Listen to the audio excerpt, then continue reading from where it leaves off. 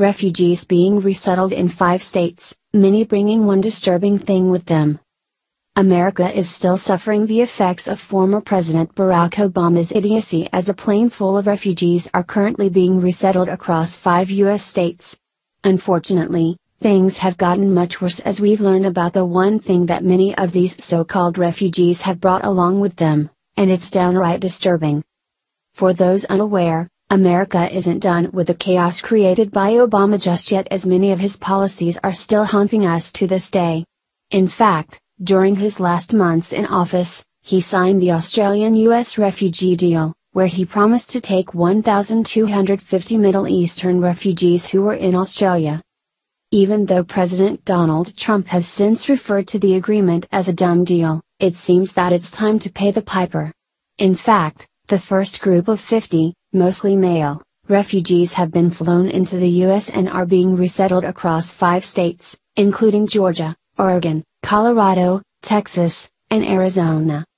However, those residing in those states may want to keep an eye out, as we've most recently learned of the one disturbing thing that many of them brought along with them.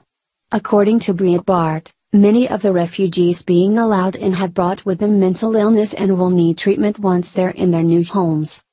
We have single men coming to the U.S. from Sri Lanka and Iran and Afghanistan, refugee resettlement expert Ann Corcoran said. They've been held in detention for 4 years. They're free once they get here. They'll be totally free. They're going to need mental health treatment.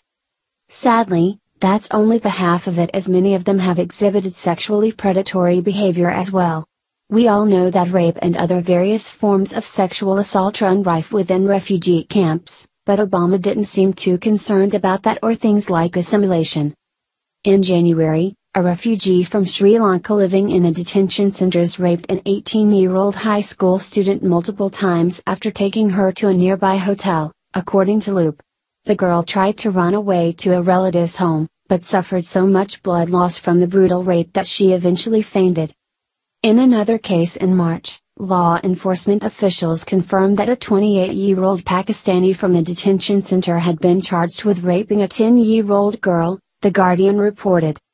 Just a month later, refugees from the detention center were accused of trying to lure a 5-year-old boy into the facility, causing an uproar in the local community about the danger the foreign nationals have become to children, as News Corp Australia Network reported.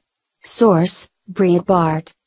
In all, America isn't getting much out of this deal unless, of course, you count the progression of the liberal agenda.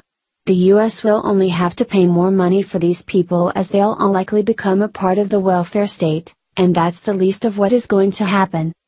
As indicated by the previously listed cases, these refugees will likely come here and inflict their barbaric ways upon the American people. Even though Obama couldn't concern himself with such horrors, it's only a matter of time before we start hearing about our fellow countrywomen being raped by these refugees without a second thought.